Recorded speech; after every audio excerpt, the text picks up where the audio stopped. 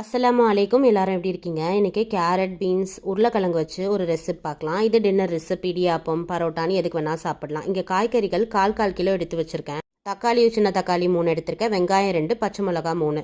இதுக்கு எண்ணெய் பார்த்தீங்கன்னா வேர்க்கடலை எண்ணெய் இருக்கு இல்லையா, அதுவும் தேங்காய் எண்ணெயும் ஃப்ளேவருக்கு சேர்த்துக்கிறேன். ஏலக்காவும் கிராம்பும் போட்டு வெங்காயத்தை போட்டு நல்லா வதக்கி எடுத்துக்கலாம். ஒரு ஸ்பூன் இஞ்சி பூண்டு கல்லுப்பு போட்டு நல்லா வதக்கி எடுத்துட்டு தக்காளி ஆட் பண்ணிக்கிறோம். தக்காளி ரொம்ப வதங்க வேணாம். கால் ஸ்பூன் மசாலா போட்டுக்கிறேன். மஞ்சத்தூள், கரம் மசாலா, மல்லித்தூள். அதுக்கப்புறம் ஒரு 5 நிமிஷத்தில் இந்த கட் பண்ணி வச்சுருக்க காய்கறியும் சேர்த்துக்கலாம். தண்ணி எதுவும் இப்போதைக்கு ஆட் பண்ணிட வேணாம்.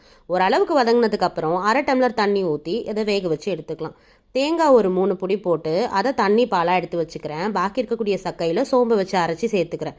அடுத்து ஒரு 2 நிமிஷத்தை தண்ணி தேங்காய் பாலை சேர்த்து பேலன்ஸ் இருக்கக்கூடிய மசாலாவையும் சேர்த்து 5 நிமிஷம் கொதிக்க வச்சு எடுத்தோம் அப்படின்னா சூப்பரான டின்னர் ரெசிபி ரெடி ஆயிடுச்சு. இந்த ரெசிப்பியில் நார் சத்து அதிகமாக இருக்குது. கண்டிப்பாக ட்ரை பண்ணி பாருங்கள். அஸ்ஸலாமு அலைக்கும்.